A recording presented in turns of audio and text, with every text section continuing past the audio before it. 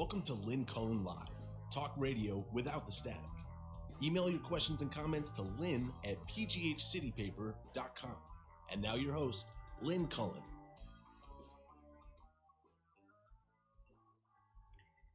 And welcome to October 26th, 2020.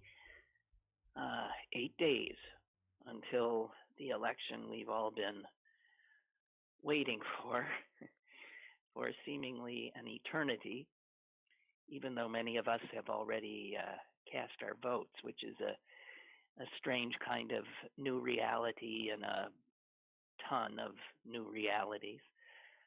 I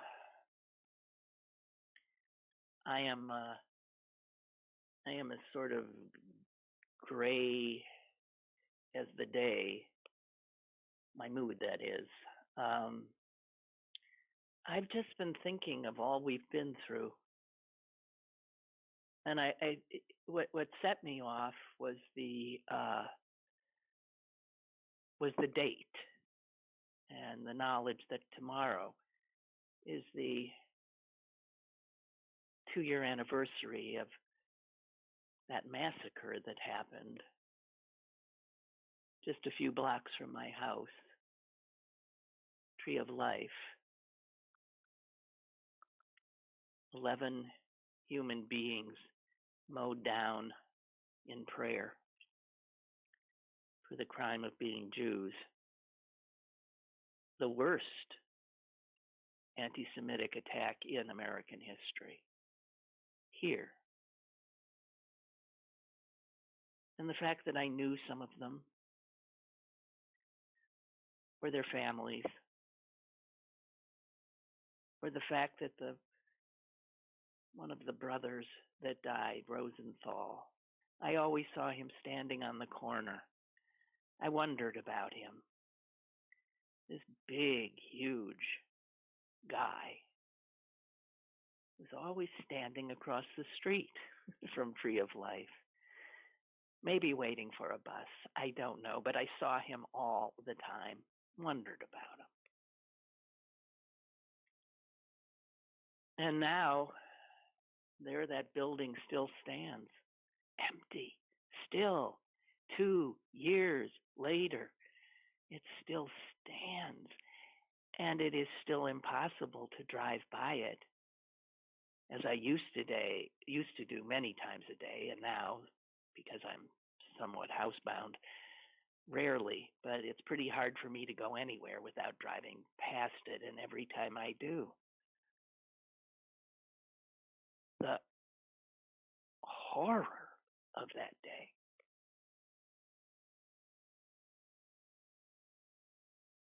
And it was just, think of everything else since.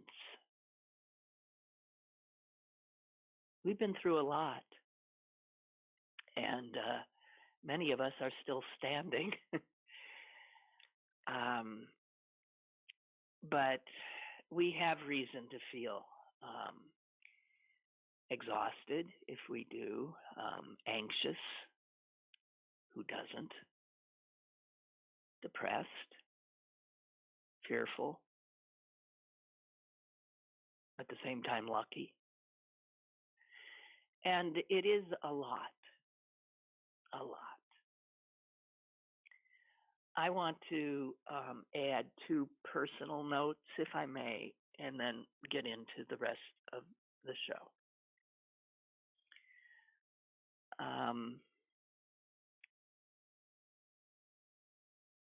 The gut punch that was Tree of Life, those things don't happen a lot in your life where you literally feel like you've been punched in the gut, where you are breathless and stunned and disbelieving and grieving. I'm being told my volume is very low. Just saying. I feel very low today. Maybe it's just a result of that. I'm not projecting, perhaps. I'm low.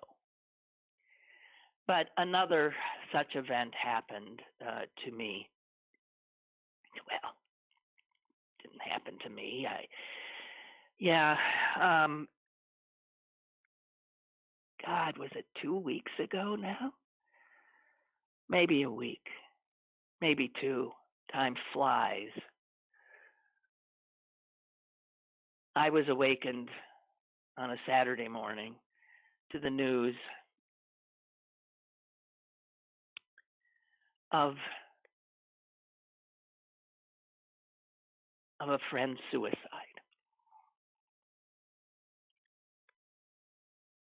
And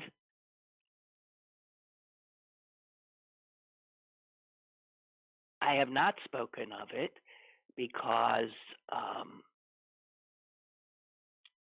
well, those closest to him had not given the okay. I did not ever see an obituary in the paper. But finally, I did see an obituary, a wondrous obituary in Pittsburgh City Paper. And that allowed me to tell you a little bit about this wonderful, wonderful human being who's been lost. Some of you may remember he served for a little bit of time as my producer.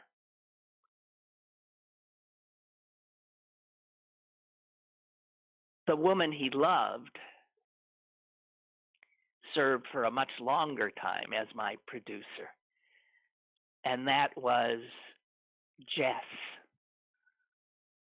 of the infectious laugh. Jess was my producer for a long, long time. And she and Alex met through City Paper. Alex Gordon. He rose to become the managing editor. He was, and because when people die, we say things that makes every single person who's ever died seem like they were the greatest human being who ever existed. They lit up the room, they this and that, and you think, well, how come when I'm living, I don't feel that way about all these people? It's sort of weird, isn't it? But I always felt that way about Alex. He exuded kindness. It's what I loved so much about him, kindness and this sort of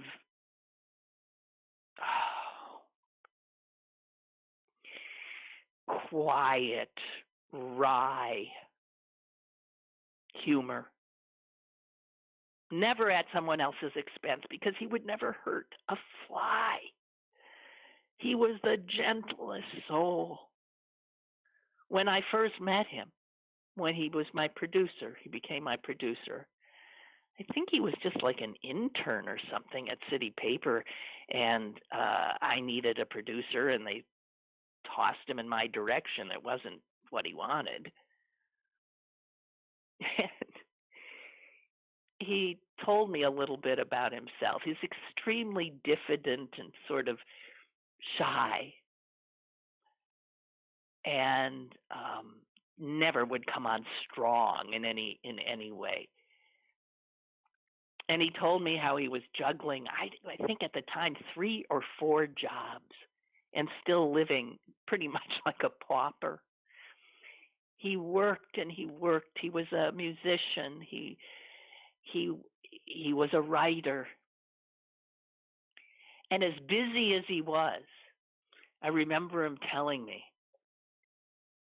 how he'd signed up for this great program, he said, where if like a disabled person or an older person needed somebody to shovel their walk, their stairs, that they could be paired with somebody who would volunteer to do that. And he told me that, I mean, he is the kind of person who, upon hearing something like that, would say, well, of course. And so he signed up and did shovel strangers' walkways out of the kindness of his great soul.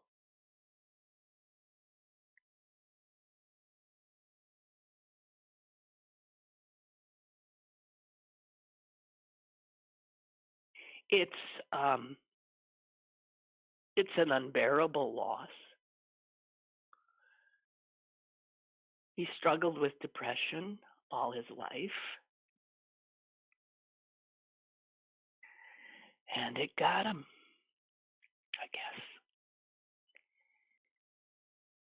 Because City Paper was, like so many papers, struggling to stay alive when the pandemic hit and we lost all our advertising. People had to be furloughed. There was no way we could have the staff we had, even though the staff we had was skeletal.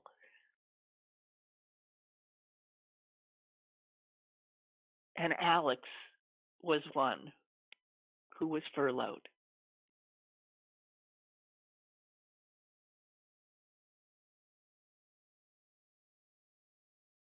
In some ways, I'm going to suggest that he is another victim of the pandemic in that regard. I don't know. He was engaged to marry Jess. They were so in love.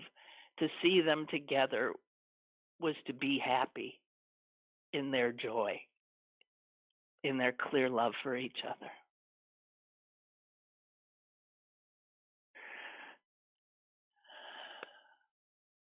The staff at Pittsburgh City Paper is devastated. And newspapers don't normally say, we're stopping, we can't function. But Pittsburgh City Paper did 2 weeks ago. They're back, but they're struggling. He was, I am quite sure, the most loved member of that staff, because there's no way you wouldn't love him.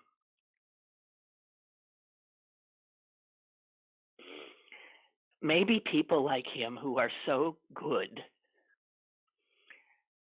who are so kind, who are so empathic, who feel so much, maybe it's harder for them to live, especially amidst so much sorrow and pain as we are enduring now. I don't know. I just want you to know that he was a great, great human being. And I still can't even take in that he's gone. And please find places in your heart and prayers for his family and for Jess. I cannot imagine. I cannot imagine her loss. I've been wanting to tell you about him. To read a wonderful obituary written by a City Paper colleague, Hannah Lynn. Please just check it out online. She did him proud. She fleshed him out. And I know when I read it, I was able, she so made him come alive again that I was able to grieve.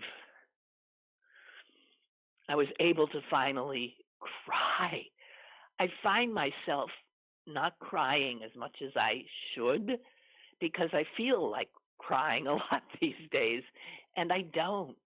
I'm holding all that in, and boy, Hannah helped me let it out, and I am grateful. Amy will post Hannah's obituary on our Facebook page.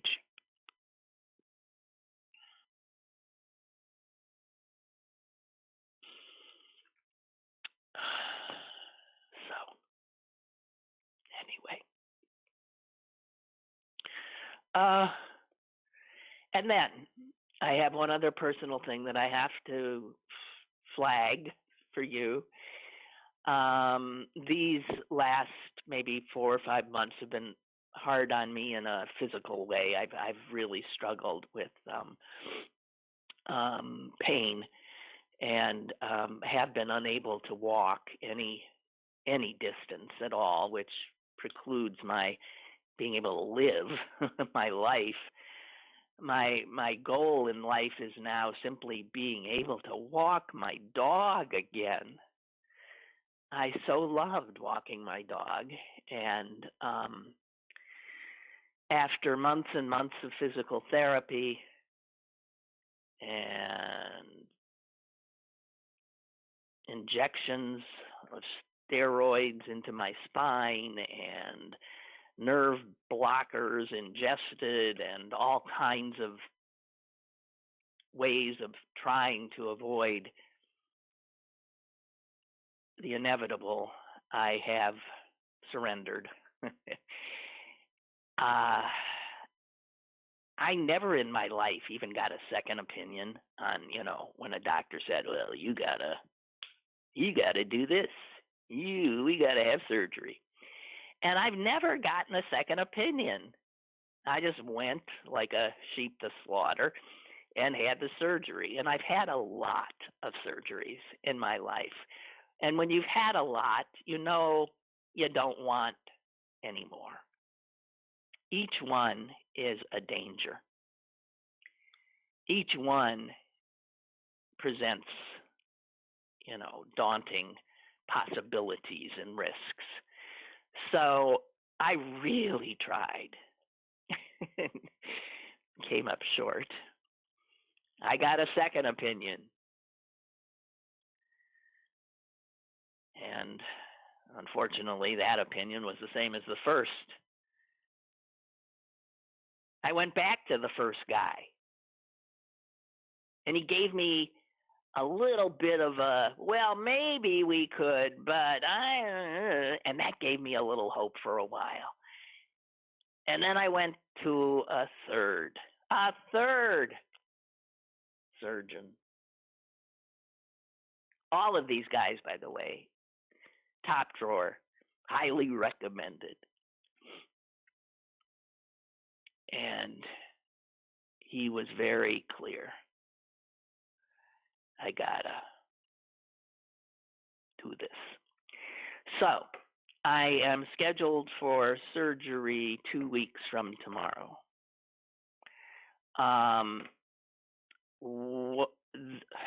What that means is it's a pretty intensive surgery, so I'll be out, I would imagine, for 2 weeks after. Okay? So this week and next week are 2 weeks prior to the surgery.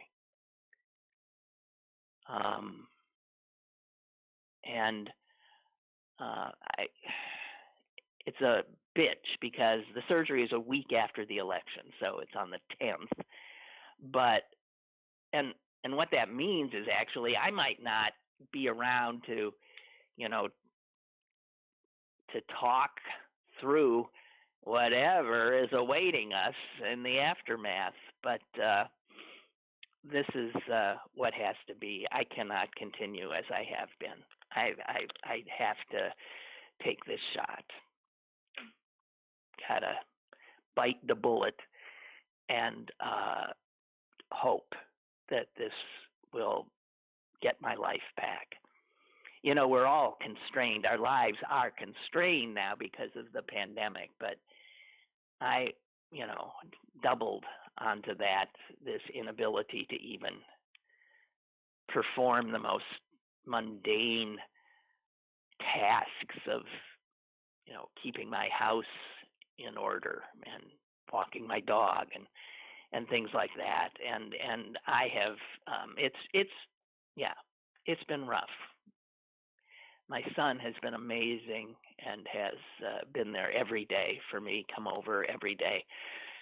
But, he has a life too, and I just got to get on with it. So anyway, I'm sorry to spend so much time on all of this stuff, but I have been under a lot of stress and am continuing, obviously, a lot of stress. I'm very anxious about this surgery. It involves all kinds of, I already have a foot that is screwed together, and now I'm going to have a spine that is screwed together, but just too many docs. And for those of you who have, said, oh, you got to check this guy and he'll do this and don't do that, believe me, I have done serious due diligence here, total. And every back problem is unique. Every back problem is different. Every surgery is different. I have 3 factors, any one of which would require surgical intervention, but I got a trifecta going. So there's just no way around it. God dang it. So that's it. That's all the news. I just needed to get it off my chest, okay?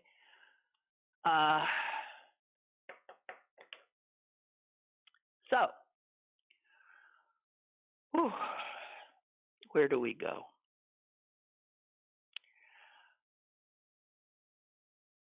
I wanna talk about what's going to happen today, and that is the elevation of Amy Coney. I'm blanking on Barrett, right? Denial will get you so far to the Supreme Court of the United States. I want to talk about that because it is an affront to democracy. 1 week before Americans, in all likelihood, throw out the president who nominated her and throw out this Senate that signed off on it and is installing her on the court. Assuming that happens, you will have had these Republicans essentially take over the Supreme Court of the United States for the rest of my lifetime, for decades to come, knowing full well that the American people did not want this.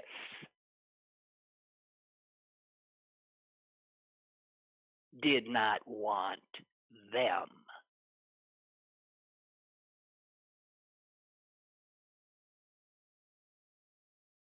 Try to get this through your head.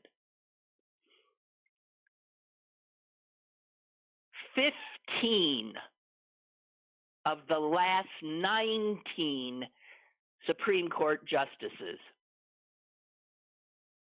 were put there by the Republicans.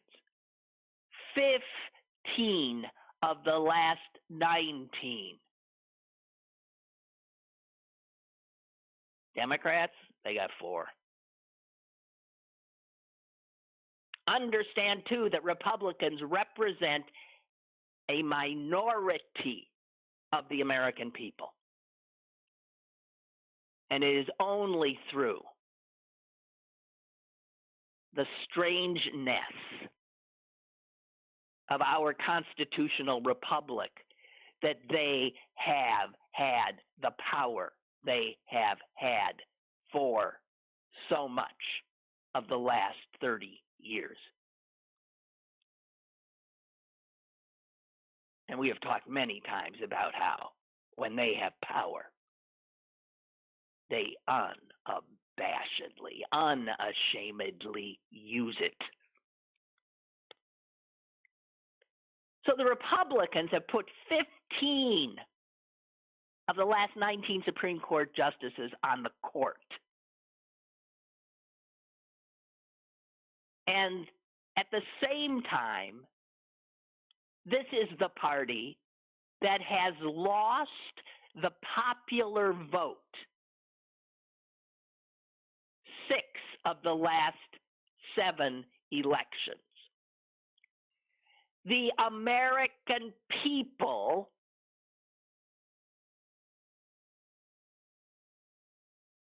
do not want to be ruled by Republicans. We vote that way over and over and over and over again. By the millions, we say, no, we want that Democrat. And what do we get? Sometimes with the help of the Supreme Court. Bush v. Gore. We get the Republican.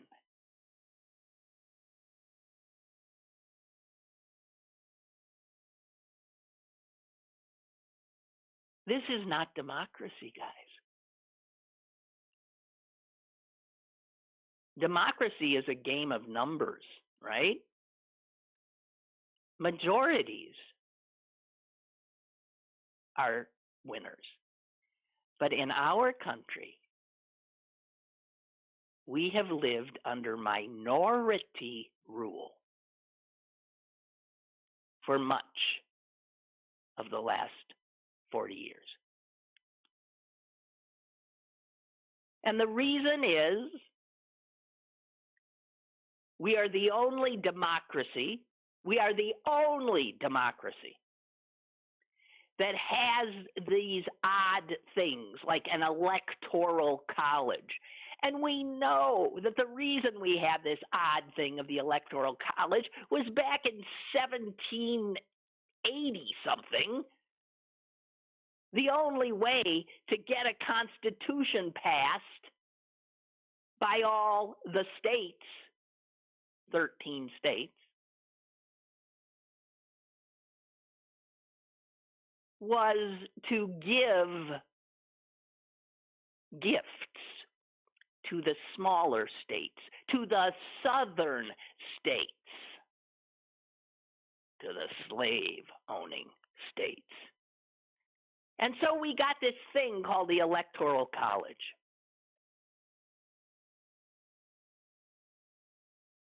But when you look at our elections, all of they do is create minority rule.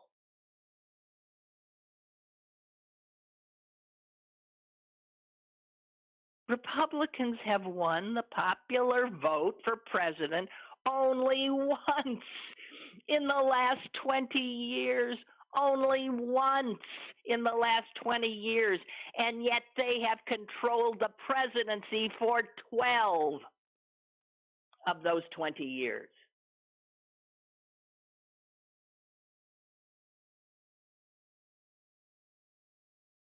Democrats easily, consistently win more overall votes for the Senate. We did in 2016. We did in 2018. And yet, do we control the Senate? No, we don't. The 45 Democrats and 2 independents who caucus with us in the Senate represent millions more Americans than the 53 Republican senators who have all the power, which they will use today. This is minority rule. It is an abomination in a so-called democracy.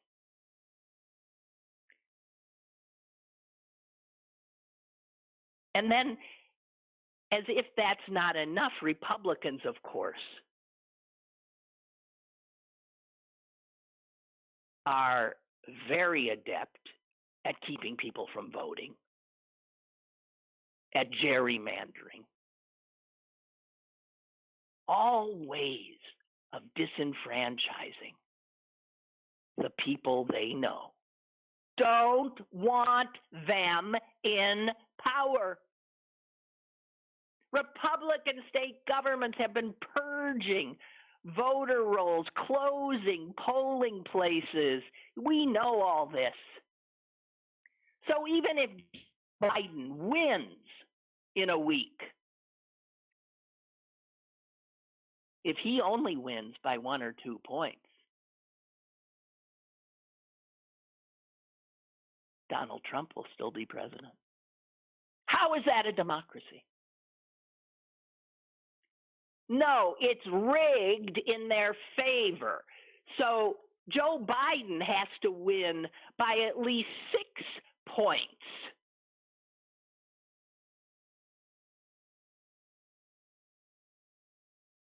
If he's going to have a shot at getting to be the next president. And the Senate elections are similarly skewed. This cannot continue.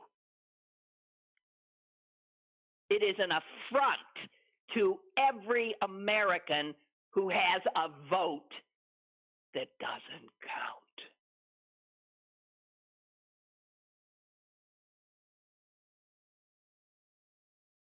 The Electoral College must be eliminated. 1.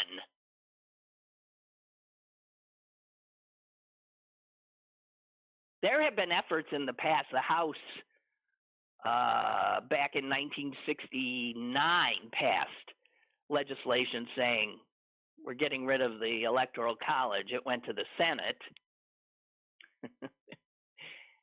controlled shockingly by Republicans. And they, of course, said no. And as one Southern Senator, James Allen of Alabama, put it, quote, "The Electoral College is one of the South's few remaining political safeguards. Let's keep it." Yep.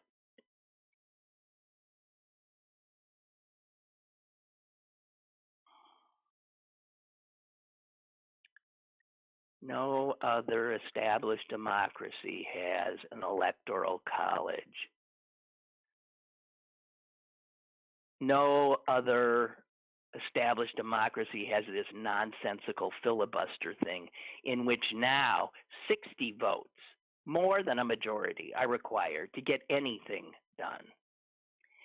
And any political system that repeatedly allows a minority party to control the executive branch, and because of that, the Supreme Court, to control the Senate by virtue of every state getting 2 senators, even if it's Rhode Island gets 2 and Montana gets 2 and California gets 2, there's nothing fair about the representation in the Senate. For Democrats to control the Senate, we've got to do almost the impossible.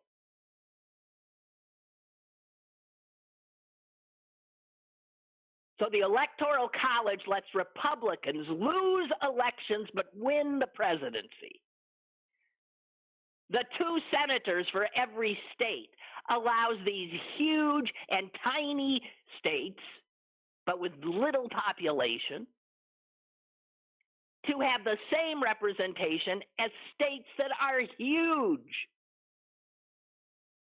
with population, with people. And the Senate is an extremely powerful body. So the Republicans almost always will hold it. So they get the executive, they get the Senate, and consequently, they get the court.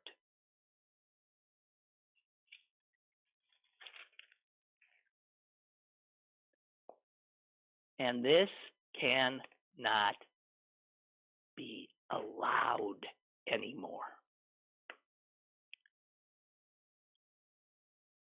It just can't.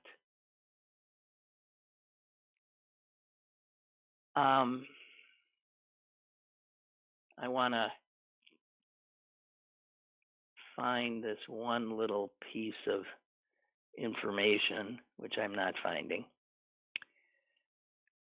But I have to tell you that court packing is what's been happening for the last 6 years. It's been the Republicans who have packed the federal judiciary. Lifetime tenures have packed it. And if Democrats finally have power, if we get the White House, if we get the Senate, and understand that if we do, we have done yeoman's work because we are up against a structure that is rigged against us.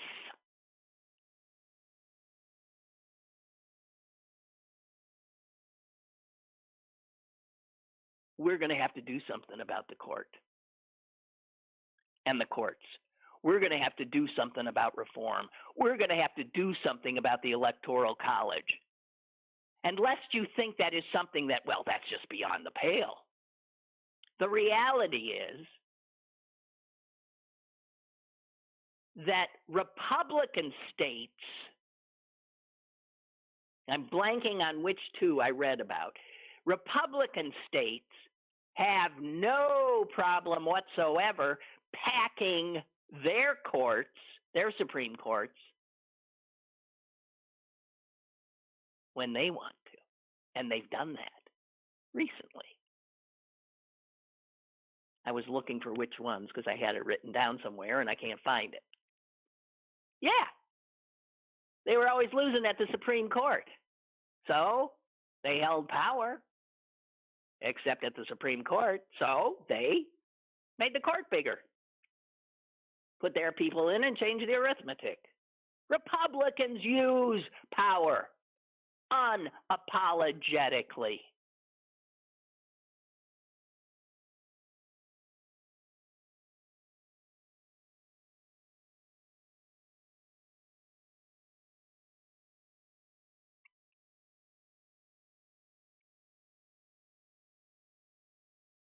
Okay, I believe I have a caller. Go ahead, please. Beep. Hi, Lynn. Hello. No time for jokes today, honey. Okay. Just want to, this electoral college. 2 representatives go to vote for the electoral college, and they're not bound to vote for what the state says. When they get there, they can vote any way they want. How is that possible? Mm-hmm. Well, I think wasn't there a recent ruling that they did have to abide by I thought there was a Supreme Court ruling on this. Look, the whole Electoral College is nonsense. It's just nonsense. It's antiquated nonsense and has to go. We've changed things before. When the Constitution was first written, senators were not elected by us, the popular vote. Senators were appointed. We, at like 100 years ago or something, said, you know what, this ain't working anymore. And there were reforms that were done. And that's where we got to go again. We've got to reform these archaic structures which prevent the people's voice, the people's choice, from being realized. It's given us like these... you said. What?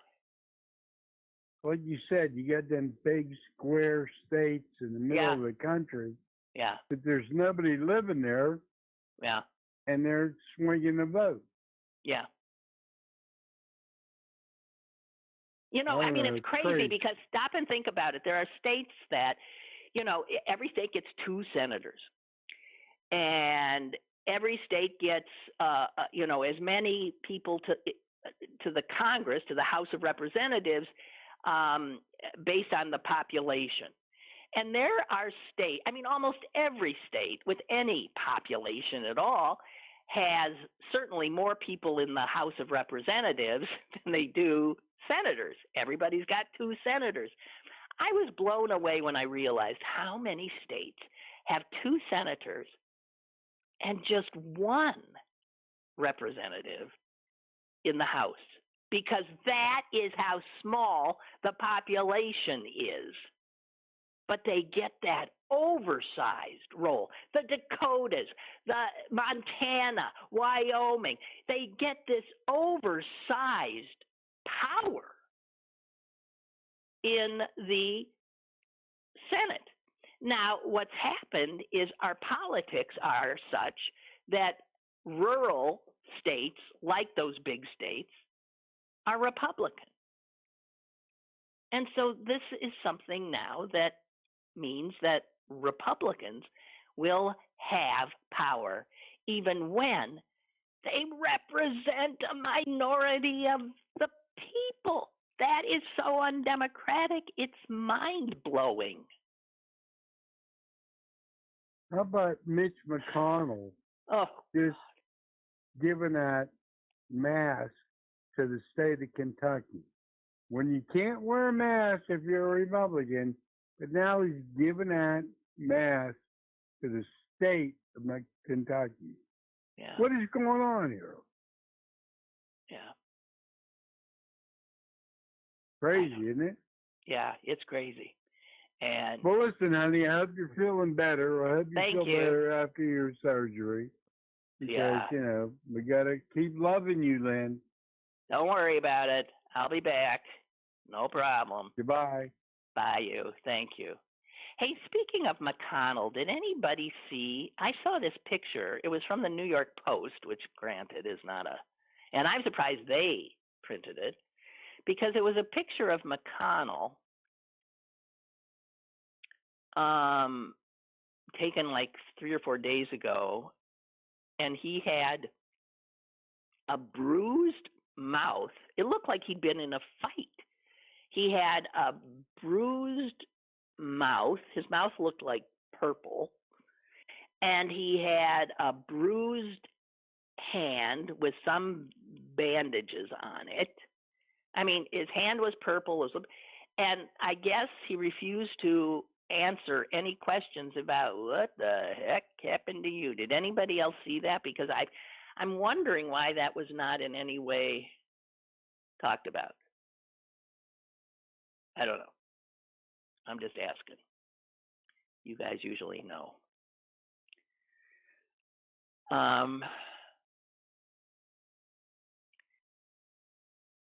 What else do I have here? Oh, God, Pence. So they've deemed Pence an essential worker, which is why he's going to be allowed to go around and continue politicking, even though, at last count, 5 of his close associates, including his chief of staff, have tested positive. And by the way, this is information that his office never put out, the White House never put out.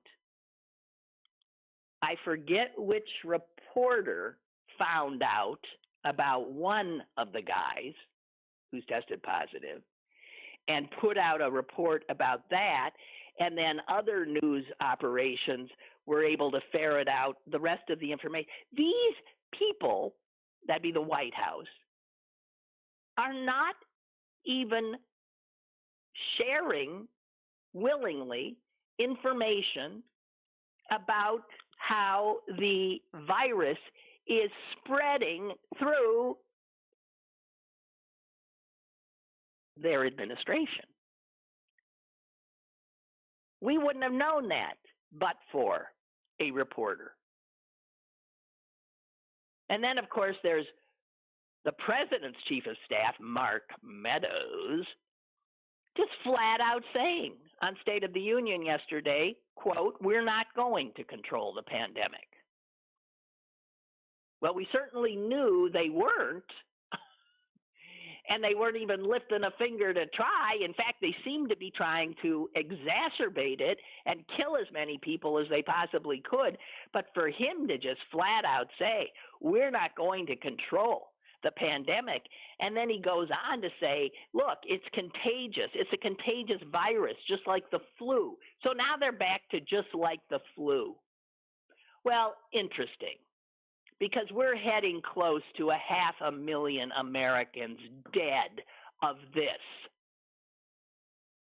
in 3 months more. And if you look around the globe, you will see that other countries did control the pandemic.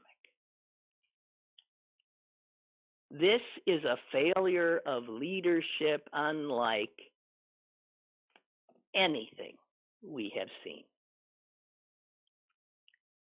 In terms of a public health emergency, I cannot imagine anything more outrageous. And you've heard that Fox News, too. The president of Fox News,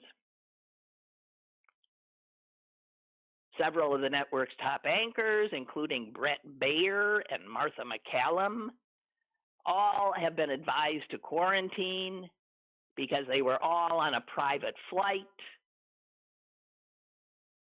in which one person tested positive for the virus. Dana Perino, Juan Williams. And again, Fox, a supposed news outlet, is not confirming this report.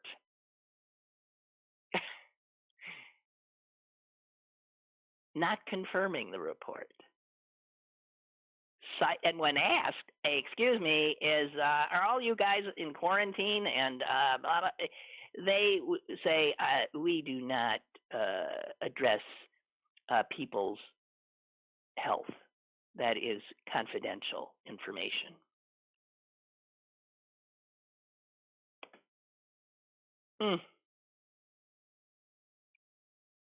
Okay, something that's sort of funny. Can I give you just one little funny thing? This is the one thing I found that's sort of funny. Trump is, doing all his rallies. And apparently at his rallies, he's got a new line. He's, mostly he just talks. He goes back to even about his last election, the crowds on Inauguration Day, this and that. But he's got a new one because he keeps bragging about how the military has this hydrosonic missile. Oh, we have this hydrosonic missile. You cannot believe it. It is the fastest, the biggest, the deadliest, a hydrosonic missile. Here's the thing is, hydrosonic is a brand of toothbrush.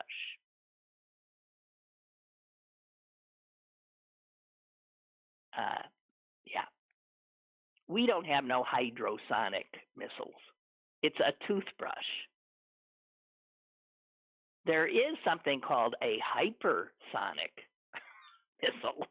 Maybe that's what he was thinking, but he probably has a hydrosonic toothbrush, or because he watches so much television, he has seen their ads, and so that's what's in his head.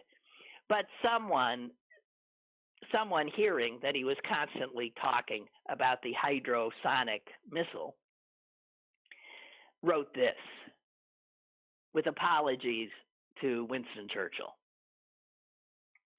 We shall floss on the beaches. We shall floss on the landing grounds. We shall floss in the fields and in the streets. We shall floss in the hills. We shall never surrender.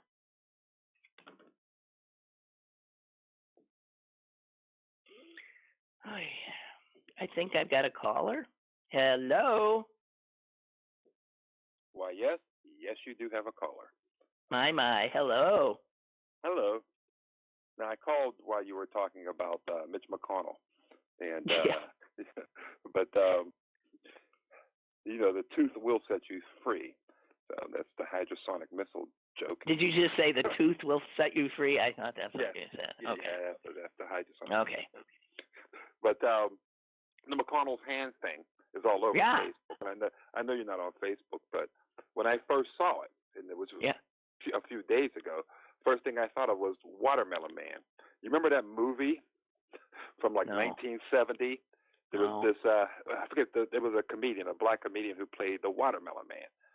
But, in the beginning, he had white makeup. He was a racist white guy. And one morning he woke up and he was black. Oh, I love it. Yeah. So the first thing I thought of was Mitch McConnell was turning black. One of the jokes that I saw on Facebook was his hand's so black that he's going to deny it the right to vote.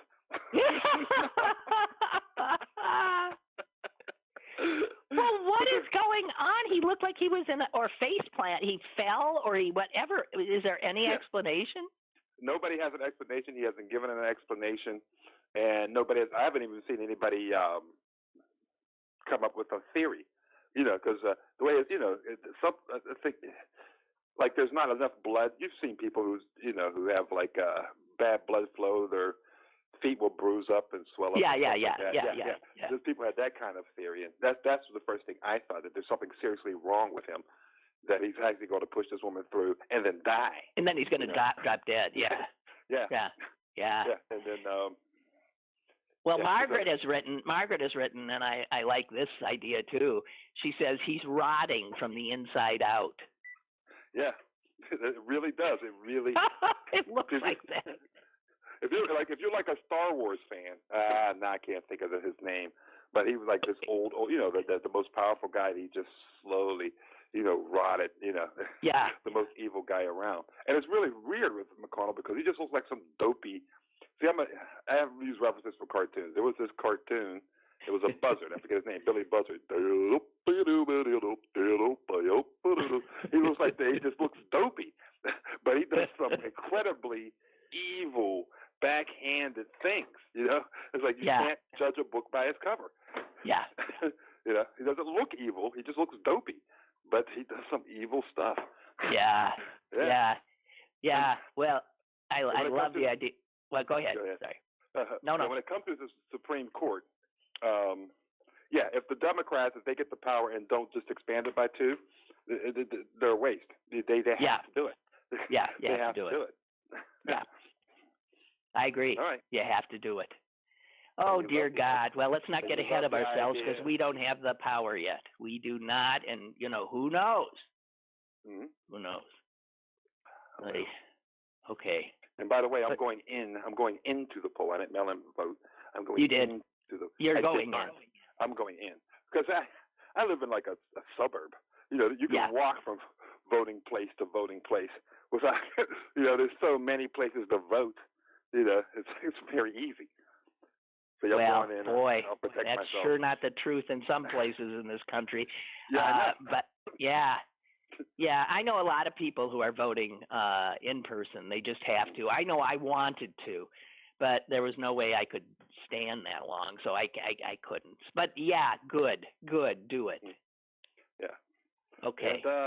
And all that good luck with the surgeries and all that stuff. Yeah, thank you. For you for the next couple of weeks. Yeah, right. Thank you. Thank you. Thank you. Okay. Bye. Bye. And I believe we have another caller. Hello. Hello. Yeah. Hi. Yeah. Hi. You know what that is? That why he's getting that collar? He's eating that blueberry pie. Did you ever hear Reverend Sharpton say, "Don't tell me you're not eating the blueberry pie when you got it all over your face"? He's eating American people's share of the pie. That's what he's doing. It does look like that. I mean, his lips are purple. Did you see the picture? Oh yeah. I don't know. I didn't look it up to see what he has or something. But nobody knows. Dialysis or something. I don't know. That's going on. But what I wanted to say is, I'm so tired of them comparing this election with 16, because at this time, Clinton's numbers were collapsing. She had a lead, but her numbers were going down. She was collapsing because of the Comey thing and all that. It's so much different than that time. So I really a blowout. I really feel it. I'm not Pollyanna or whatever you said before. I believe this is going to be a blowout. There's all the signs. And then I saw something yesterday that really was encouraging. The young people, they're not just going Biden. They're all in. Yeah. And it's a big majority. So I think it's going to be a blowout. I think we're going to know by 10:30. I believe it. And I go with James Carville. He said the same thing.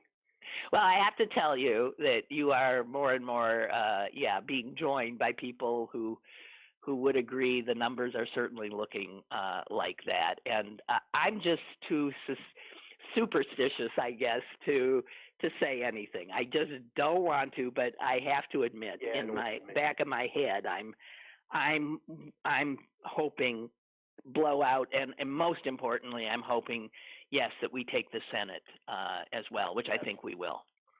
But we'll see. We'll see. Yep. But you'll turn out to be a great prophet. Thank you. You hope you're feeling better.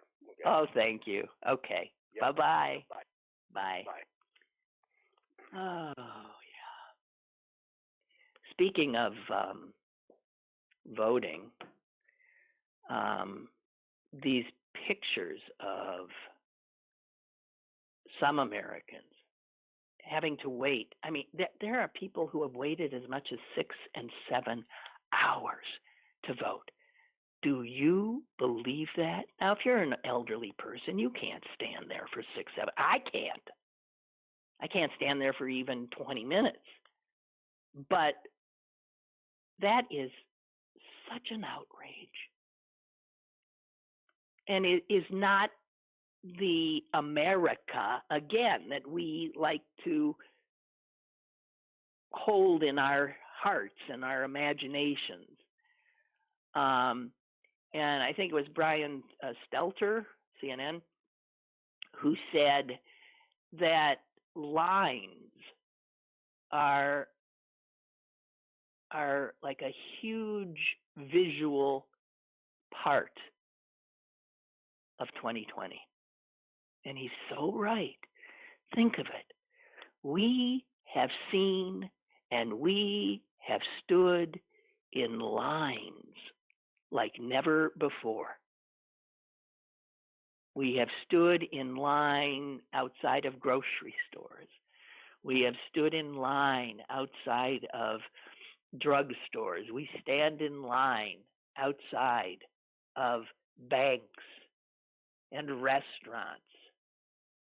We stand in line outside of schools as children are let in one by one after having their temperatures checked. We stand in line to vote. Lines that are huge and snake around blocks and through parking lots. And then when there are not lines like that, there are lines of cars. Huge, huge lines of cars. Remember the first time you saw those? People in line hoping to get some food, a box of food.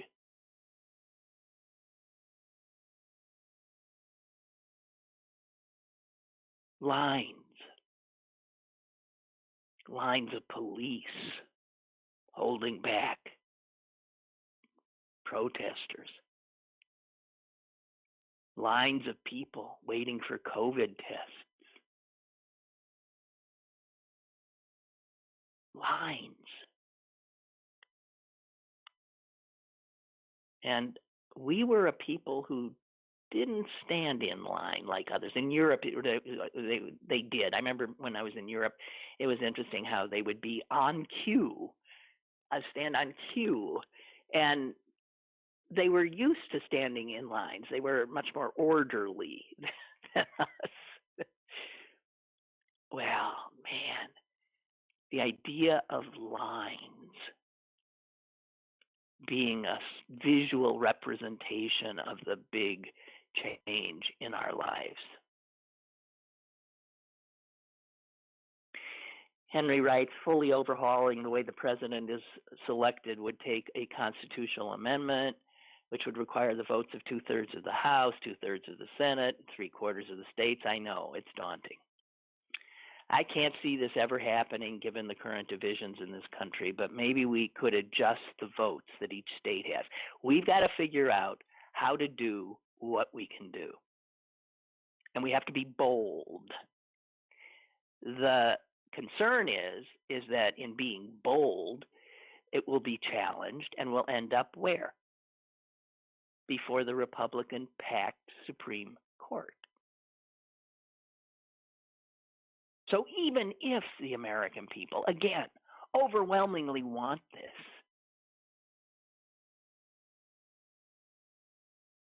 this Trump court, with her, will he have put 4 people on the court? Or 3? Gorsuch, Kavanaugh, her. Am I forgetting anybody? Unbelievable.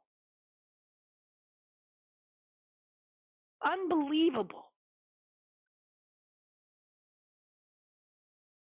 Very few presidents get that. And that this one, and they don't get it in an 8-year tenure. This monster, in 4 years, with the help of his anti-democratic, power-hungry Republican cohort, he gets it.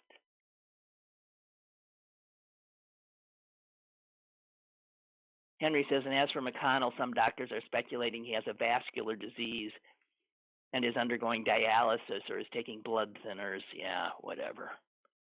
Well, too bad. Wish I had sympathy for him. I consider him one of the most destructive human beings in our nation's history. And worse than traitor, worse than a traitor, is my sense.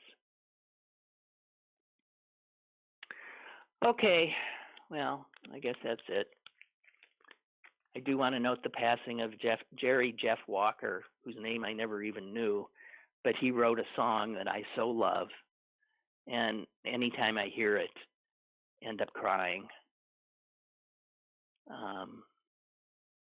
And that was the only song he wrote, I think.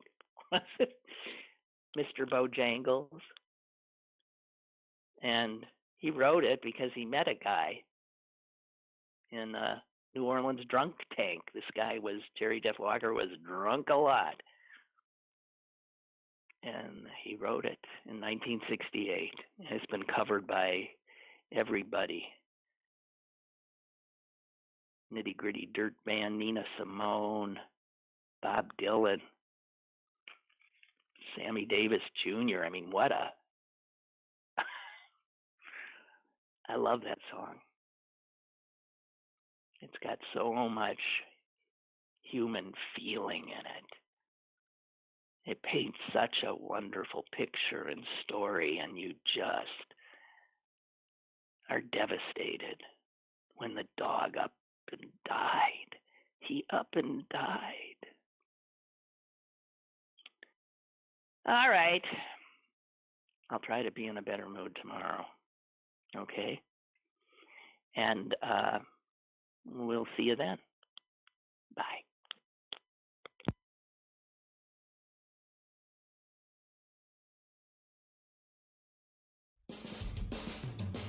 Lynn Cullen Live, Monday through Friday from 10 a.m. to 11 a.m. and archived at pghcitypaper.com. The opinions expressed on Lynn Cullen Live are those of the host and do not necessarily reflect the viewpoints of Pittsburgh City Paper or its advertisers.